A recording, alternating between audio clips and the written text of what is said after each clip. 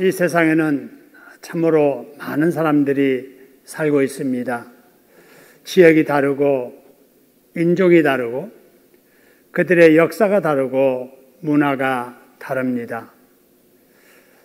그러나 그들이 받은 은혜에 대해서 감사하는 날을 명절로 지키고 또 복 주신 그분께 더 많은 복을 비는 그런 마음은 복음 그리고 어느 지역 인종을 막론하고 다 같은 것 같습니다. 여러 민족 중에 미국의 명절을 살펴보면 그들의 조상 중에 미국에 도착해서 첫 농사를 하고 수확한 그 열매로 하나님께 감사드렸던 그날을 기념하는 추수감사절이 있고 그들의 독립을 기념하는 독립기념일이 있고 그들이 믿는 예수님의 탄생을 기념하는 성탄절, 또 부활을 기념하는 부활절 등이 있습니다. 중국의 대표적인 명절로는 그들의 정월 초하룻날 새해 복을 비는 춘절이 있고 이웃나라 일본에서는 죽은 조상들이 그들에게 찾아온다는 9월 15일 오봉절이 있습니다. 그리고 우리 민족에게는 우리가 잘 아는 설과 추석이 대표적인 명절이지요. 이런 명절을 통해서 감사하는 거예요. 복 주신 분에게 감사하고 또 더 많은 복을 비는 이런 마음들이 세계 여러 나라나 똑같은 바로 마음입니다. 내일 모레가 우리의 명절 추석이지요. 그래서 이미 고향을 떠나신 분도 있고 또 예배 마치고 고향으로 향하신 분들이 계실 겁니다. 명절이 되면은 참 길이 복잡하지요. 복잡하고 위험한 길 안전하게 조심하시고 특히 지금은 코로나 상황이잖아요. 혹시라도 감염되는 일이 없도록 조심하셔서 안전하고 건강한 추석, 보람되고 기쁜 추석을 보내시기를 주님의 이름으로 축원합니다. 여러분, 이렇게 우리가 명절을 맞이해서 오랜만에 부모 형제를 만나고 받은 복에 대해서 감사하고 주실 복을 빈다는 것은 매우 기쁘고 좋은 일이지요. 그럼에도 불구하고 기다려지고 기뻐해야 할 명절이 오히려 마음에 부담이 되는 분들이 있습니다. 왜 그러지요? 바로 제사 문제입니다. 온 집안이 다 예수 믿는 믿음의 가정이라면 그런 일이 없겠습니다마는 아직도 예수를 믿지 않고 제사를 고집하는 가족이 있을 경우에 명절만 되면 가야 할지 말아야 할지, 가면은 어떻게 처신해야 할지 매우 난감해하는 분들이 있습니다. 여러분, 이런 제사 문제를 어떻게 해야 되지요? 제가 3가지 예를 여러분에게 한번 제시할 텐데 여러분은 나는 어떤 생각을 하는지 한번 생각해 보시기 바랍니다.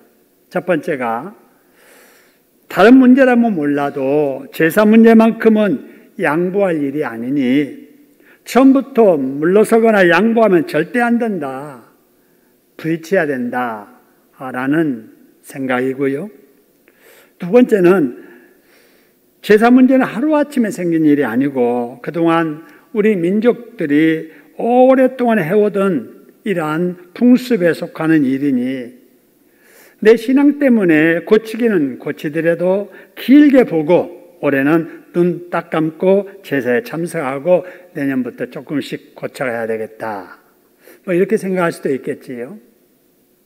그 다음에 세 번째는 명절에 제사를 지내는 것은 돌아가신 조상을 기리는 것이지 귀신에게 제사하는 것은 아니니까 예수를 믿더라도 신앙은 신앙이고 또 풍습은 풍습이다. 그러니 제사 지내도 된다라고 생각할 수도 있겠지요. 여러분의 생각은 어떠신가요? 어떤 사람은 나는 1번이야. 아니야, 나는 2번이야. 나는 3번이라고 생각해. 라고 할 수 있겠지요. 여러분, 이렇게 의견이 분분할 경우에 여러분은 어떻게 합니까? 일반적으로는 투표를 해서 또 손들어 숫자를 세어서 많은 쪽으로 결정을 합니다. 이게 뭐냐? 민주주의라고 하는 거지요. 그래서 많은 사람들이 교회도 민주주의 해야 돼 라고 민주주의를 주장하기도 합니다. 물론 행정적인 면에 있어서 어느 한 사람의 독단적인 생각보다는 다른 사람의 의견을 수렴해서 이렇게 같이 의견을 모아서 일처리하는 것은 당연하게 좋은 일이지요. 그러나 모든 일을 민주적인 절차, 투표 방식으로 사람 숫자 세워서 결정할 수는 없잖아요. 여러분, 민주주의라고 하는 그 민주는 백성이 주인이에요. 국민이 주인입니다. 그러니까 옳고 그름을 떠나서 여론에 같이 맞추어서 의사를 결정하고 이렇게 진행하는 것이 민주주의의 원리잖아요. 여러분, 그런데 여러분, 교회는 민주주의가 절대는 아닙니다. 필요는 할지라도 진리의 문제를 어떻게 사람의 숫자 세워가지고 많은 쪽으로 결정할 수 있겠어요? 아니잖아요. 그래서 교회는 민주주의가 아니라 신주주의입니다.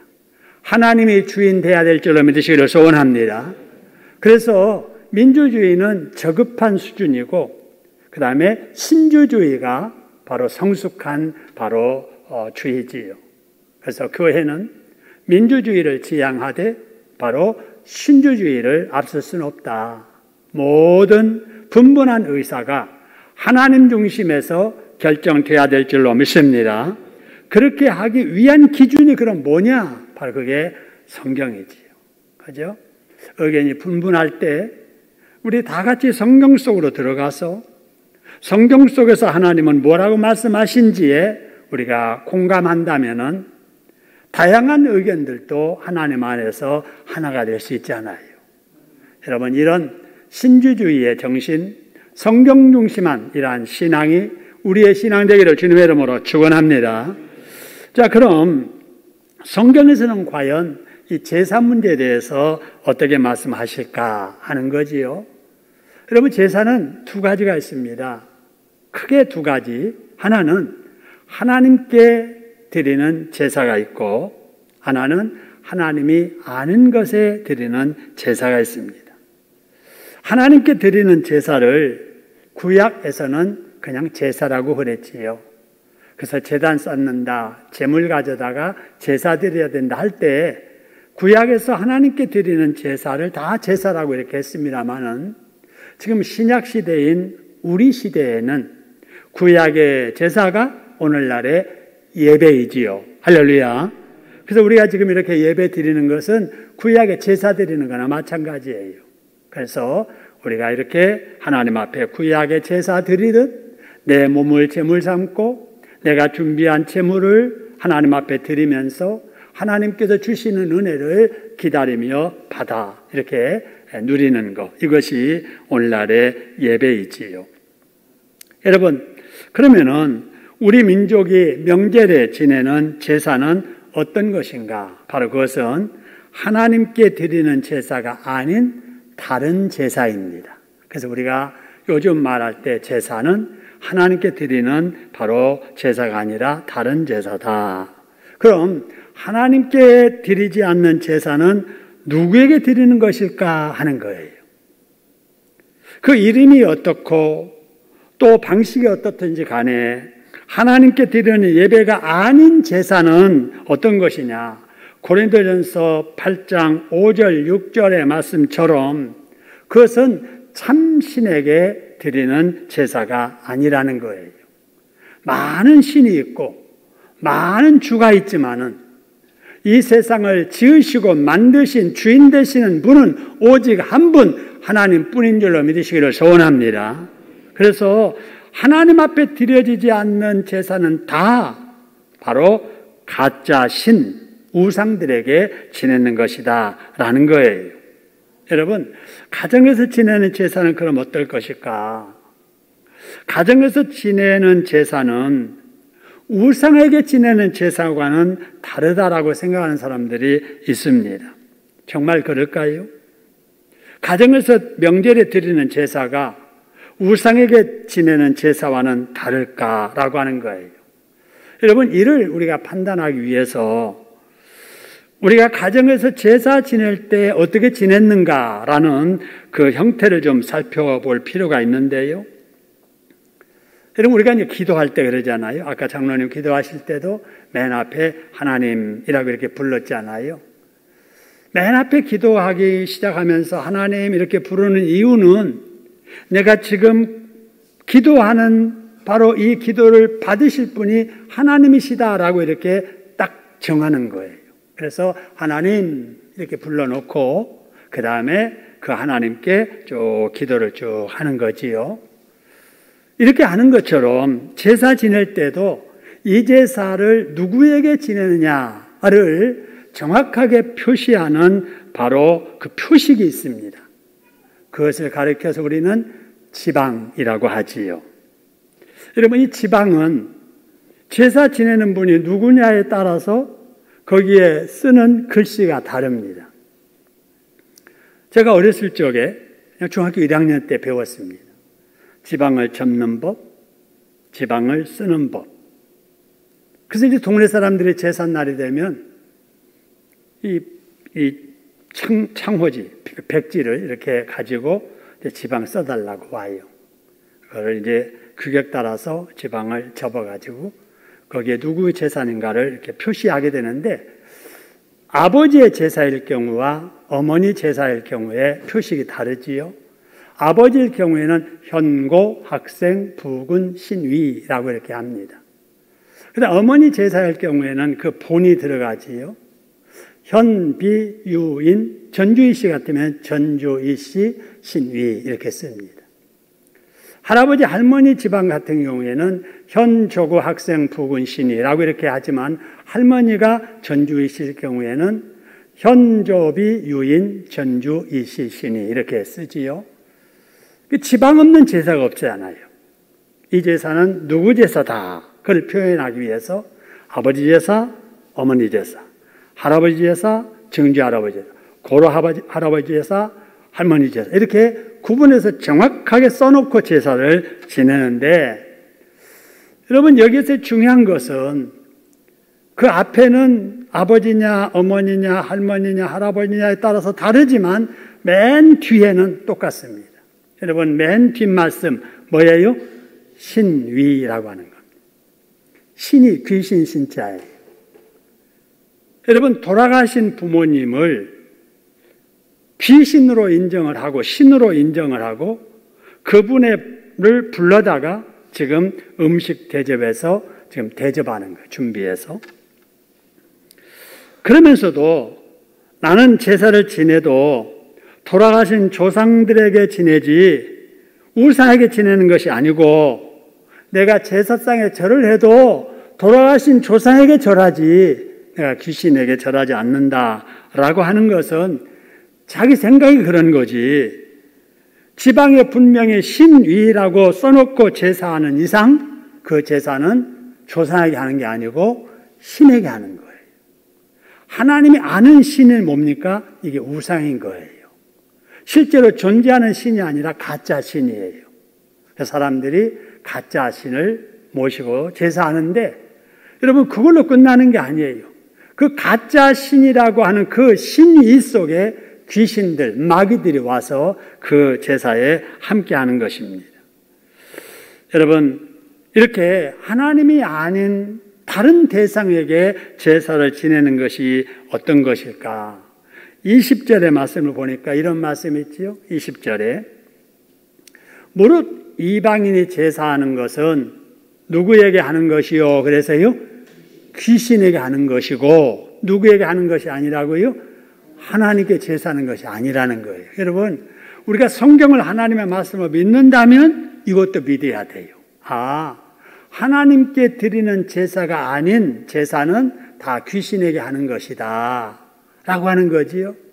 그래서 하나님께서 뭐라고 말씀하시느냐? 나는 너희가 누구와 교제하는 자 되기를 원치 않는다고요? 귀신과 교제하는 것 원치 않는다. 여러분, 우리가 이렇게 상 차려놓고 재물 앞에 무릎 꿇고 절한다. 이게 뭐냐? 귀신과 교제하는 거예요. 마음을 활짝 열어놓고 귀신이 오시옵소서, 우리 집 활짝 열어놓고 귀신이 오시옵소서 라고 이렇게 초청하는 것과 같습니다. 여러분, 그래서 14절의 말씀 보니까 내 사랑하는 자들아, 뭐 하는 것을 뭐 하라고요? 우상 숭배하는 것을 뭐 하라고요? 피하라는 거예요. 여러분, 우리가 이렇게 제사가 하나님께 드리는 제사가 아닌, 예배하는 제사는 다 귀신과 교제하는, 우상 숭배하는 일인 줄로 기억하고, 오늘 이 하나님의 말씀처럼 우상 숭배하는 일을 피하는 여러분 되기를 주님의 이름으로 축원합니다. 우리가 무릎을 꿇고 경배를 해도 살아계신 하나님 앞에만 해야 할 줄로 믿습니다. 여러분, 믿어도 내 생각대로 믿으면 안 돼요. 누가 하던 대로 믿으면 안 돼요. 여러분, 우리가 성경 말씀대로 믿으려고 최선을 다해야 될 줄로 믿습니다. 그럼에도 불구하고 가정의 어떤 분위기 때문에 제사상에 절을 해야 하는 분위기가 돌면 우리 믿는 사람들은 살짝 다른 방에 가서 기도하든지 살짝 밖에 나가서 잠시 기다렸다가 방에 들어가는 것이 좋습니다. 이렇게 조심하고 이렇게 부딪히지 않으려고 애쓰는데도 만약에 제사 문제 때문에 분위기가 어려워지고 또 힘든 일이 생긴다면 그런 어려움은 믿는 자가 겪어야 할 고난으로 알고 참아야 됩니다. 할렐루야. 절대로 맞서서 싸우지 말고 꼭 참아야 돼요. 참되 그 다음에 어떻게 해야 되냐가 중요합니다. 제사 안 지내고 그 다음에 제사가 아닌 여러분 애경사가 있잖아요. 집안에서 함께 부담해야 될 일이 생기거나 또 결혼식이 있거나 뭐 돌잔치가 있거나 뭐 집안 간에 여러 가지 대소간의 일들이 많이 있잖아요. 그럴 때 예수 믿는 사람들은 다른 동의관들보다 더 정성으로 참석을 하고 더 사랑으로 베푸는 자세로 참여해야 될 줄로 믿습니다. 이렇게 해야 됩니다. 그렇게 하게 되면 주변의 식구들 동기간에 다 지켜보잖아요. 아, 저 사람은 신앙 때문에 제사 문제만큼은 우리와 함께하지 않지만 그 외의 일에는 누구보다도 잘하잖아. 정성스럽게 참여하잖아. 이렇게 여러분 인정되면 그 사람들이 뭐라고 하느냐?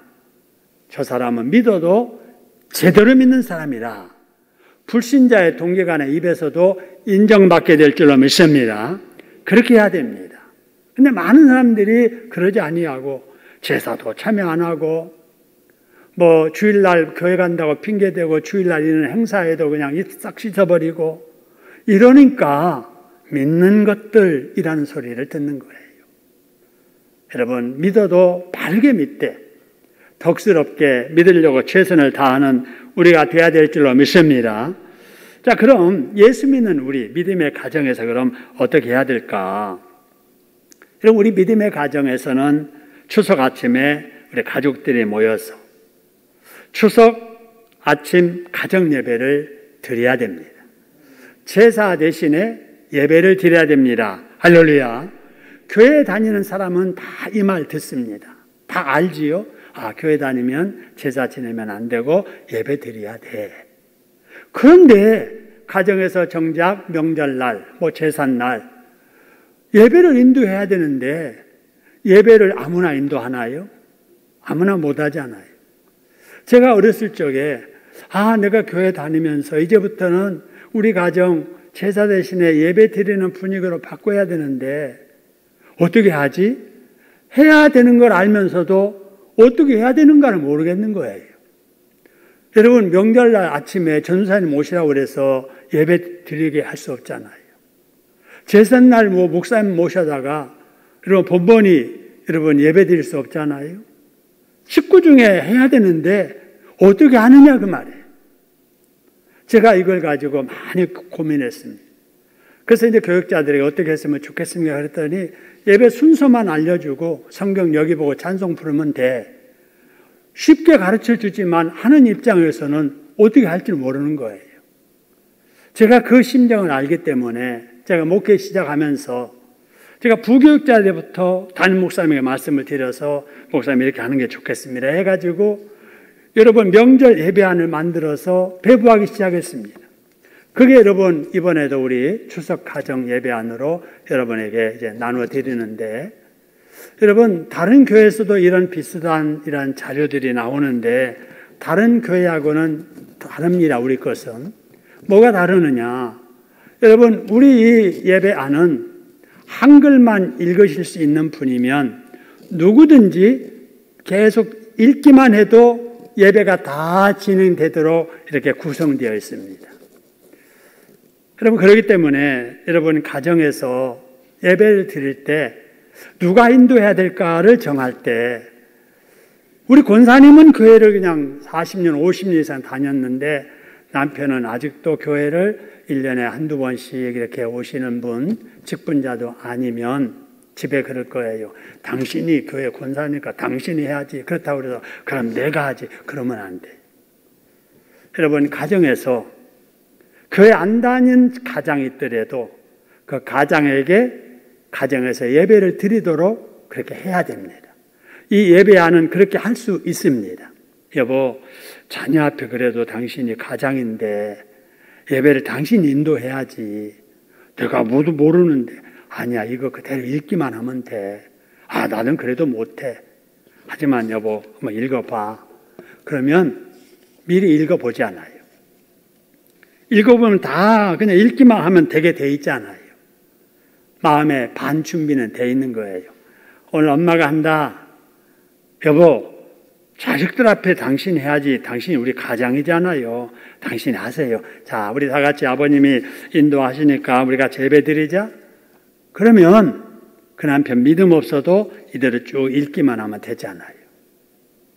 그래서 한 번 읽고 예배 인도하잖아요. 반 전도는 됩니다. 여러분 어느 가정이나 가장이 우리 예배안을 가지고 추석 가정 예배를 드릴 수 있도록 하시기를 주님의 이름으로 축원합니다. 여러분 그래서 우리가 추석 명절이든 다른 명절이든 제삿날이든 다 이런 식으로 예배를 드림으로 하나님께 영광을 돌리고 조상들의 정신도 기리면서 믿음의 명문 가정, 복된 가정 이루어가시기를 주님의 이름으로 축원합니다. 여러분 그럼 명절에 이렇게 예배를 드리고 싶지만 아직 믿지 않는 가족 때문에 제사를 지내야 하는 가정에서는 어떻게 해야 될까 하는 거예요. 이때 여러분 제사 음식 준비를 우리 믿는 사람들이 해야 될까요? 하지 말아야 될까요? 며느리 입장에서 아직 시아버님, 시어머님 교회 안 다니시는데 야 제사 드려야 되니까 제사 음식 준비하자 그럴 때 아버님, 어머님 저는 교회 다니니까 음식 준비 못해요? 그럴 수 없잖아요. 음식 준비 못하니까 이번에 안 갈래요? 그럴 수 없잖아요. 여러분 이럴 때 어떻게 해야 되는가? 여러분 제사 지낼 음식이라도 음식 준비는 해야 될 줄로 믿습니다. 왜냐하면 디모데전서 4장 3절에 이런 말씀이 있어요. 성경에서 가르쳐주는 거예요. 음식물은 다 누가 지은 바니? 하나님이 지으신 거예요. 야채든 고기든 뭐 곡식이든 여러분 과일이든 뭐든지 다 하나님이 지으신 것이니까 믿는 자들과 진리를 아는 자들이 뭐든지 뭐 하면 되는 거예요? 감사함으로 받으면 되는 거예요. 하나님이 주신 음식이니 내가 먹기 좋게 지금 요리해서 우리 식구들과 함께 먹으면서 하나님께 감사해야 되겠다. 이런 마음으로 아무리 제사 음식이지만 이런 마음으로 준비를 해야 된다 하는 겁니다. 자, 그러면 준비했어요? 그 음식 중에는 일부가 제사상에 올라갔다가 내려올 수도 있고 또 음식 자체가 목적이 제사 음식으로 이렇게 준비됐으니까 이건 먹어야 되느냐 말아야 되느냐라고 할 때 나는 제사 음식 안 먹을래요. 그렇게 하는 것이 옳겠는가라고 하는 거예요. 이에 대해서 25절, 27절의 말씀을 보니까 이런 말씀이 있습니다. 무릇 시장에서 파는 것은 양심을 위하여 묻지 말고 사다 먹으라 그 말입니다. 여러분 여기 시장에서 파는 것이라고 하는 이 말씀을 그 당시 상황으로 이해하셔야 돼요. 이 말씀이 이제 고린도 교회에 주신 말씀인데 이 당시 고린도 교회의 그 동네 그 사회는 우상 섬기는 것이 주업이었습니다. 뭐 일부만 우상을 섬기는 게 아니라 모든 사람들이 다 우상을 섬기는 거예요. 먹든지 팔든지 모든 것은 다 우상 제물 위에 올려놓고 그걸 내려다가 먹기도 하고 팔기도 하는 거예요. 바로 그런 상황에서 혹시라도 이 물건 제물로 바쳤다가 내려온 겁니까? 아니면 집에서 바로 가져온 겁니까? 그렇게 따지지 말고 묻지도 말라는 거예요. 왜냐? 이 모든 거 하나님께서 주신 것이니 어디 올려놓은 거 우상 앞에 오염된 거 아니고 제물로 올려졌다고 해서 제물 그 귀신이 뭐 이렇게 오염시킨 것이 아니니까 너희 앞에 차려놓은 것은 무엇이든지 양심을 위하여 뭐라고요? 묻지도 말고 뭐하여? 먹으라는 것입니다. 여러분 어떤 음식이든지 음식 자체가 부정한 것이 될 수 없습니다. 음식이 부정한 것이 아니라면 하나님이 주신 음식으로 생각하고 감사하는 마음으로 먹어야 됩니다. 할렐루야. 이것이 뭐냐? 여러분 예수 믿는 우리에게 주신 자유예요.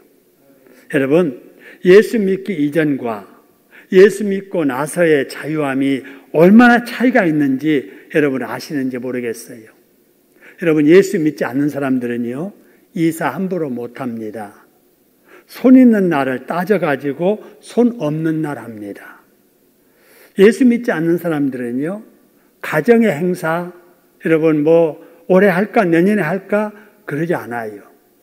여러분 삼재 낀 그 해에는 여러분 아무리 급해도 가정의 행사 못합니다.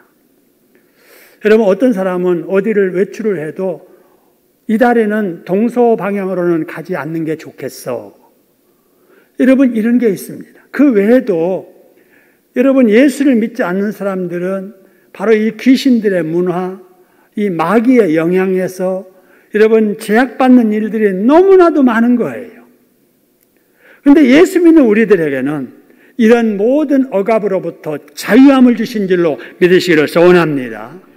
그래서 어떤 음식이든지 묻지 말고 먹으라는 거예요. 어디든지 마음대로 가라는 거예요. 언제든지 계획된 대로 하나님이 기뻐하는 일이라면 하라는 거예요. 여러분 이것이 우리에게 주신 자유입니다. 여러분 우리는 마귀에게 불신 문화에 얽매여 있는 자가 아니라 예수 안에서 해방을 주신 자유인들임을 믿으시기를 주님의 이름으로 축원합니다. 그런데 아무리 자유가 주어졌다 할지라도 여러분 그 자유를 가지고 자기 중심으로 마음대로 자유를 누리는 것이 좋겠느냐라는 문제에 대해서는 좀 생각해 봐라 해서 고린도전서 10장 23절의 말씀 보니까 이런 말씀하십니다.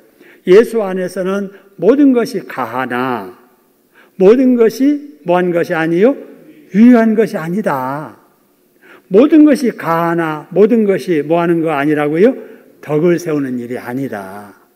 그러니까 아무리 자유롭게 말할 수 있고 자유롭게 먹을 수 있고 자유롭게 행동할 수 있다 할지라도 오늘 여러분 26절 보세요.